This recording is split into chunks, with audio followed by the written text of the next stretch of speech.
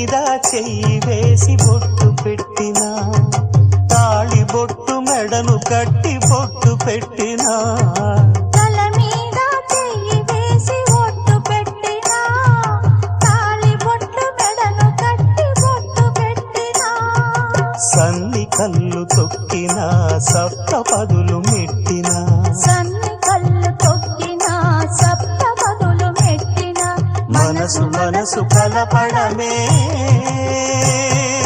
మంత్రం పరమార్థం.